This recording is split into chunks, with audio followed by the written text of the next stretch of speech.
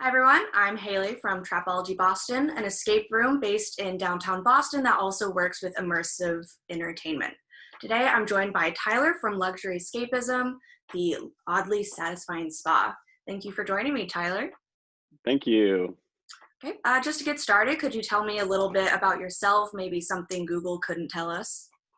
Sure. Oops, I'm getting slacks right now, if you can hear them. Um, so I'm from Virginia, and I started out with my career in journalism at ABC News, and then kind of quickly realized that I didn't want to be so much part of old media. I wanted to be a part of new media. I have a big fascination for new media, new forms of storytelling, and I tried on a virtual reality headset in an airport with a random friend who I'd only known on the internet. And he said, "Oh, I'm actually working in virtual reality. Why don't you try this on?" He was working at Framestore at the time, and put the headset on my head. And I was in the airport being like, wow, oh my God, this is amazing. And all these people started walking up and asking what I was doing. And I was explaining it to them. And when I took the headset off my head, I said, this is what I want to work in. I want to do this. I had studied visual studies and kind of your perceptual system and kind of immersive, or not immersive technologies at the time, but visual technologies in school. And I just realized, like, wow, working in virtual reality and new media is exactly the right thing for me. So from then, I kind of tried to make a campaign to ABC News to do more immersive storytelling. We got trained on a 360 video camera. And then I decided to leave that job to start producing 360 videos, and then eventually started kind of freelancing, producing virtual reality art projects and client projects before deciding that I really wanted to make my own thing and coming up with the idea for the oddly satisfying spa in 2017. And then I made the pop-up in 2018, and the rest is history. Wow. So could you talk a little bit about luxury escapism? Sure. So luxury escapism is a little hard to explain exactly what it is. It's, we say, hard to explain, harder to forget. But the idea around it initially came from just this concept of starting to see social media promote these oddly satisfying videos. And the first kind of moment that I recognized that was when I had been following a bunch of hot people, and I decided to stop following them because I felt like I was envying them. And I was just like, you know what, this isn't good for me. I'm going to change my algorithm. And I actively changed my algorithm. And what was the response to that was soothing, oddly satisfying visual slime. And this was at the very beginning of when this started taking off. And I kind of knew that that's always going to be a trend, you know, like the direct, oddly satisfying. But I started noticing that when I would mention the concept to people of oddly satisfying, everyone had their own story around it. And it was like, my mom had one, my grandma had one, you know, my just every random person in my life had something that they started saying, oh yeah, you know, that's oddly satisfying. And I realized that maybe it's kind of like a common human connection. And so at the same time, we were seeing pop-ups like the Museum of Ice Cream. You know, Meow Wolf was starting to get really popular, and I just said, you know, whatever, this is kind of the thing I want to do. I think oddly satisfying content has some legs. So I organized that pop-up. Since then, we've discovered that there is, you know, immersive technology really is powerful in shifting your perceptual system. And so we've shifted away from just oddly satisfying and more just trying to elicit that feeling of like, this is interesting, this is good, this is shifting the way that my mind is thinking, this is altering my mood in a positive way. But at the same time, this is digital media. So it's, at the end of the day, an exploration of how physical media and digital media can combine to create an experience that shifts your perceptual system and improves your mood and sparks your creativity. Oh, that sounds so great. More than just oddly satisfying. It is. So, you know, it ends up being more than that. And we don't, you know, it's hard to explain. And I Yeah. think any really good experience is hard to explain. Hmm. Um, so I know it's hard to explain, but if your grandparents were to explain to someone what you're doing, what do you think they would say? They would typically say that I ran a VR spa. So most people would kind of, I would say, reduce it to the idea of a VR spa. There is large elements of virtual reality that have always been a through like a main theme of all of the spa pop-ups that we've done. But we actually really only want virtual reality to be about 1/3 of it, um, because we believe that physical media, that there's other ways to kind of reproduce those feelings, with mirrors, glasses. We're trying to explore different ways that people have played with perceptions, um, through different technological capabilities throughout time. So kaleidoscopes, mirror glasses, sound, creating sensory deprivation environments, vibrations, you know, uh, uh, kind of surprising art installations. So all that is also a big element of luxury escapism, as well as the virtual reality, which is what most defines us. Got it. So when you were first starting out in 2017 and you had this idea to make luxury escapism, how has your idea of the company changed from then to now? Well, I think that a lot of different reality checks come through.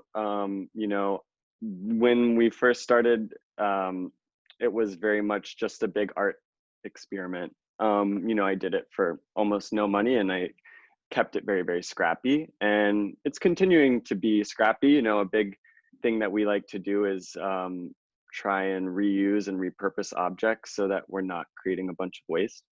But I think what's changed fundamentally is that when we first did this pop up, the idea of doing something without your phone or doing an art installation without your phone was just totally revolutionary. And like the fact that we had an entire art installation that we took your phone and said, you don't get to have this, you know, was a really hard decision for us because at the time, you getting your videos of everything or your photos and your kind of Instagram content was exactly it was the way that you were supposed to promote everything. And now, well, obviously, most things are closed because of COVID-19, but now I think more people are kind of catching on to this idea of, hey, experiences are maybe a little stronger without your phone. And so it's not quite as revolutionary. Also, I would say that there are a lot more of these types of experiences now. And so, people just have different kind of experience level with virtual reality than they did when we first started in 2017. More people have tried it now. More people have a little bit of an expectation.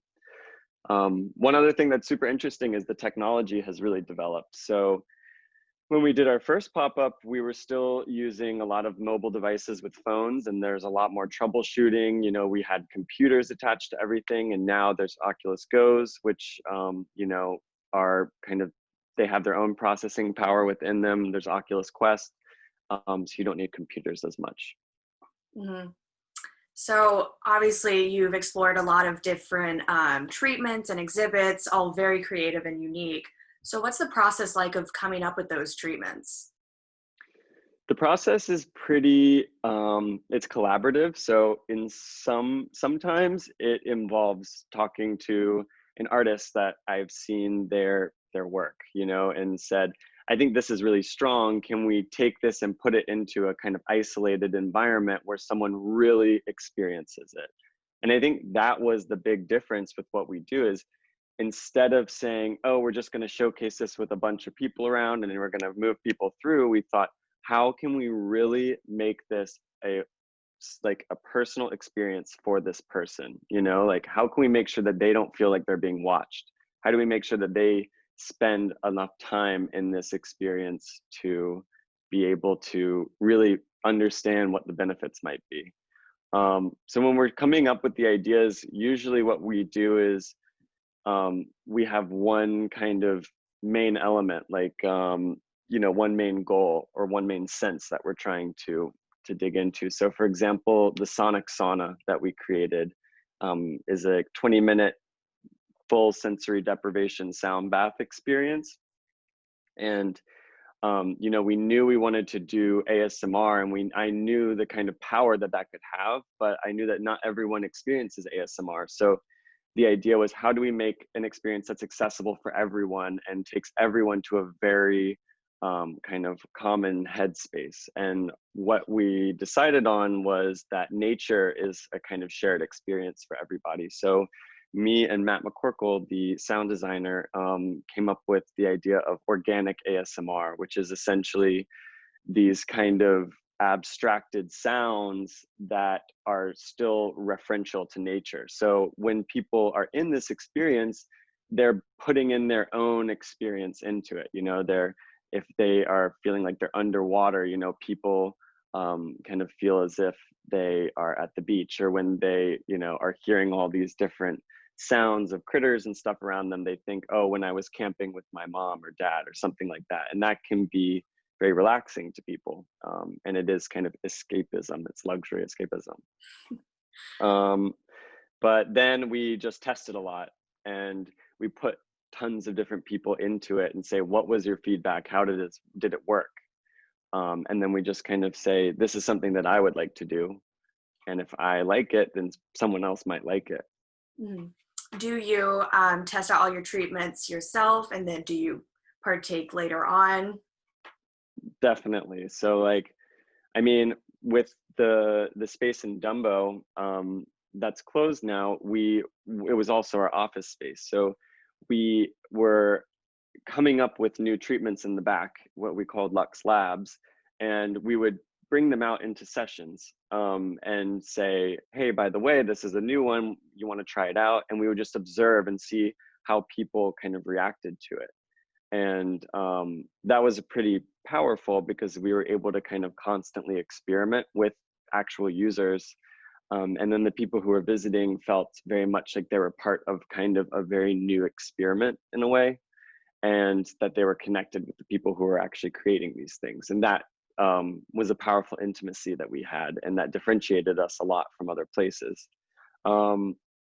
So then we would, during the day, let's say I needed a 15-minute just mind, I just needed my mind to clear. I would go into the sonic sauna or onto our rainbow waterbed and just do it ourselves. And usually it would clear our minds, and that's how we knew that it was something that functioned well. Does it change your experience having created it and come up with the idea? I think it does, because I know what I'm listening for or what I'm looking for. But the kind of cool thing about a lot of these experiences is that they build on themselves. So the first time you do it is a little bit different than the 20th time that you do it. So we had some people who were huge fans, and they would come back and do the same things over and over again and recognize new things each time. For example, we had this treatment called rainbow therapy, which is a vibroacoustic waterbed with strobing lights that entrained your brain to the same pace. And it's very intense. So a lot of people would get on it and feel, whoa, that is way more intense than a relaxation experience. And other people would sit on it and feel like, finally, I can just relax. So those people who found it intense sometimes would come back and try and get a little bit more accustomed to it, so that they could feel the way that their friend perhaps felt. A daughter and a dad would come, and the dad would find it too intense, and the daughter would be like, wow, that was the greatest thing ever. And that therein lied the really interesting element to these types of treatments that we're creating, is that everyone's perceptions are different, and so everyone experiences them differently. Mm-hmm. So kind of in line with that, what would you say is the most unexpected outcome from one of these treatments or installations that you've come across? The most unexpected thing is just um, how much they affected some people. How every once in a while we would have someone who would just say, I've never been able to relax. I've never been able to meditate. Something about this worked for me. And what's a shame is that we don't necessarily have the research capabilities to prove all these things, or to say we know it is. It's a very phenomenological thing. It's like it does work for some people, and it's hard to explain. It's hard to know if it's going to work for you or not. And so kind of our suggestion is, if you find it interesting at all, just give it a try. um, and a number of people found it incredibly beneficial to them, and we would have people returning a lot. um, I also found it interesting how respectful everybody was. I think when you're planning something like this, you're really ready for the hooligans, or you're really ready for people to be drunk, or to be, just mess with things, just mess with you. Um, One of the experience design elements of the spa is that everyone whispered, wore slippers, and moved very slow. So by adding that component, people were incredibly respectful of each other. They always whispered, they always moved slow.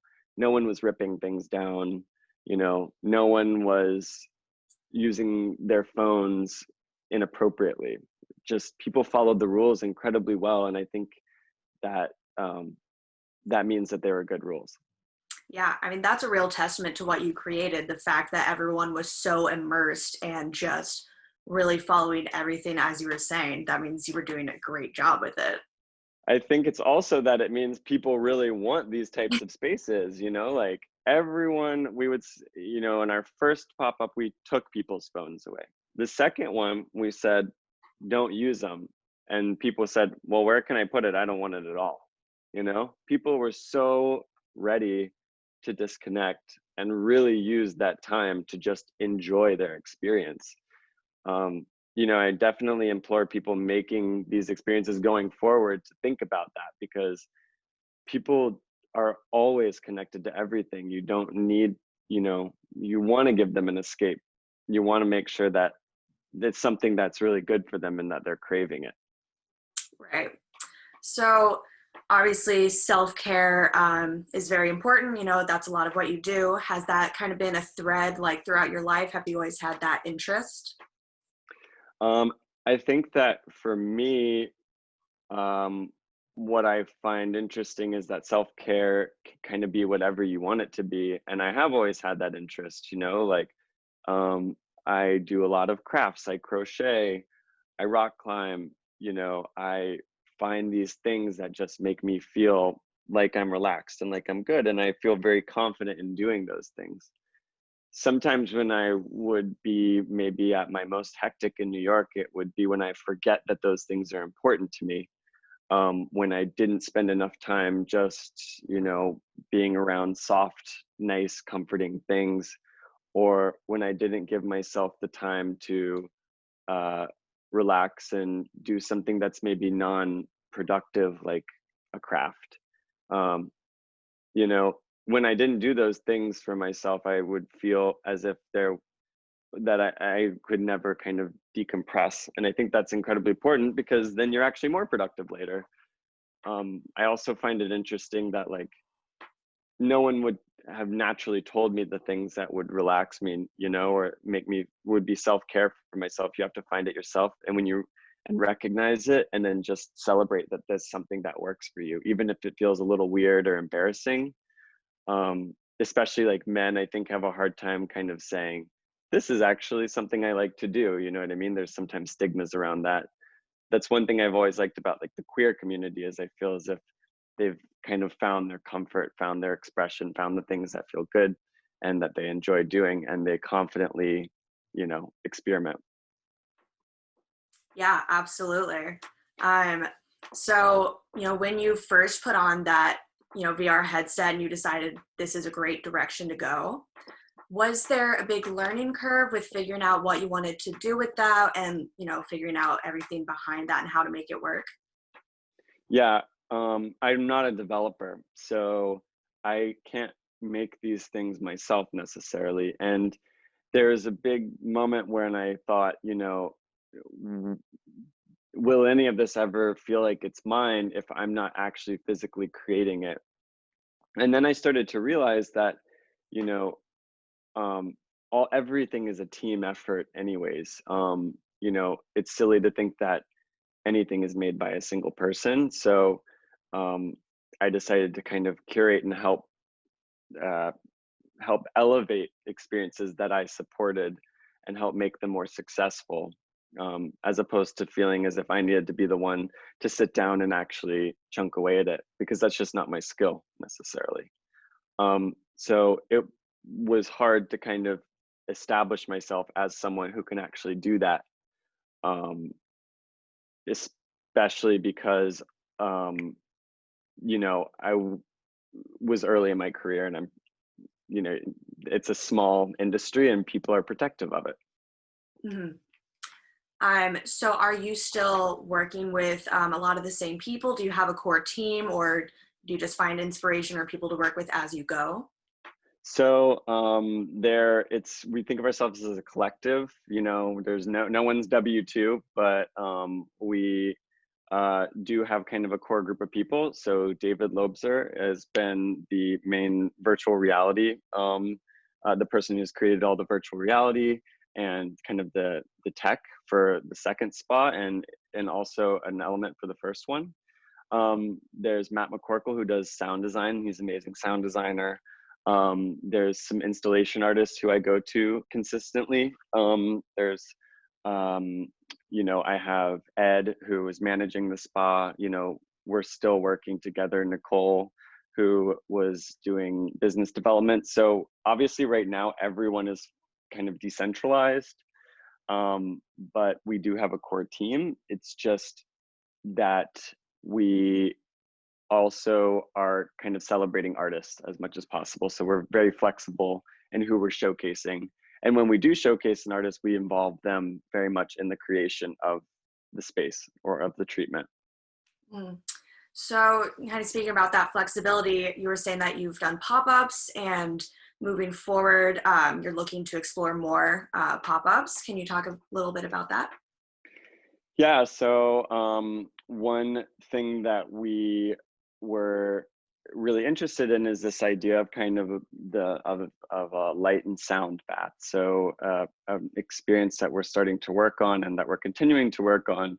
We were slated to try and produce it this summer. That's not going to happen now, but it's the Magic Pond, and so the idea behind this is essentially um, a large shared pond space, where visitors come and sit on giant lily pads that are vibrating, and they rest on the lily pads while they experience a 30-minute sound bath that goes through the life cycle of a day of a magic pond. And a magic pond, the idea behind it is that at midnight it becomes magic and very alive. So it feels very natural. You kind of lose yourself in this very simple space of a pond, and then suddenly the lights go very rainbow and crazy. There's more instruments, there's a frog chorus, and it's kind of intense and magical, and then it goes back down into the early morning and it's birds chirping, and it goes through the day again. So it's a cycling sound and light bath that people can flow through. And we're working on this, but we just don't know exactly when we can produce it. Mm-hmm. So is that going to be a single pop-up on its own, do you think, or is it going to be part of a larger collection? We're thinking that this is something that we can travel with, ideally. So we're trying to think about all of our experiences going forward as something that can travel, um, because that was a big element that we realized is, um, you know, bringing these things around is what a lot of people want. People can come to New York, but it would be best if we can design these things to travel. So the idea behind this is that it's able to travel. Would it be like a tour, like you go around the country with it? I would love it to be a tour. I mean, I think it would be something that we test out first, and then we decide Yeah. whether or not it's viable to go around the country. But that's how I would love to see it. Um, we're still really early stages, but what I'm starting to recognize is that everyone's been in, that we need to kind of create feel good experiences, and that's how I want to start categorizing the experiences that we make as feel good. You know, I think people resonate well with feel good movies, and they know exactly what that is, even if it means a lot of different things. Well, we want to make feel good experiences that make you feel good, and for anyone. That is such a cool idea, just like good experiences traveling around the country. I think that is so amazing. So obviously, there are barriers, whether it be like the technology or, whatever it may be. If there were absolutely no barriers whatsoever, is there like a dream project you would like to work on, dream treatment, anything like that? Yeah, so our dream, and actually dream is an optimal word, is the Magic Dream Spa, um, which we see as actually a space, a spa with real treatments, touch treatments, with water, and with pools, and an actual spa facility. Essentially, I'm a big spa visitor, and the inspiration for the spa that we've created comes from the actual design of real spas, which, if anyone's interested in immersive things, like, spas are the OG immersive spaces, I have to say, because some of them are so wacky and weird, and they have rules, you know, whisper only spas, you don't use your cell phone, you're in them for 4 hours at a time, you completely lose yourself in this totally different type of environment. You're very relaxed, some level of intensity, observing other people. So we'd really love to create a true spa environment that is incredibly magical and combines some of the principles that we've been exploring, like projections, visuals, light and color, as well as intense sound design, underwater sound design, sonic saunas that 20 people can fit into and be inside of in a binaural beats. So just kind of one single space that is both a spa and art installation combined. That really does sound like a dream. It's the Magic Dream Spa. That is perfect. I really hope I get to see that one day, because that truly does sound perfect. So we're running a little short on time, but just to finish things up, are there any things you would like to say about your company, about like the future moving forward, any funny stories, just any last words you would like to say? Well, I would say that a few messages that we've always had with luxury escapism is healthy technology use. And I think right now is a really, really important time to practice healthy technology use. Make sure that you're noting how the things that you're viewing online are making you feel. And if they're not making you feel good, just do actively try to combat that by cutting them out of your life. Really, really important tip, the algorithm will adjust to something potentially more healthy. We should own the algorithm ourselves. Another tip is to potentially delete the applications off your phone so that you don't just naturally go to them. You can still have access to them, but you can just delete them off your phone so that you're not habitually opening them up. You'll be surprised at how much that can do for your mental health. And then the last thing I would say is that even though right now it feels like there is, that physical experiences have no place, they're still incredibly important to us. And we should just be excited for when we're able to create more physical experiences in the future. Great tips. Thank you so much for sharing all of that. I'm certainly going to use those tips moving forward, especially during a time like this. So thank you so much, Tyler, for talking to me today. Thank you so much. This has been really, really nice. Amazing. I certainly had fun, and I learned a lot from you, and I can't wait to see what you do with your company moving forward. Yep, keep on the lookout. I will. All right, well, thank you again, and thank you for all of you who are watching and listening. I hope everyone has a great day.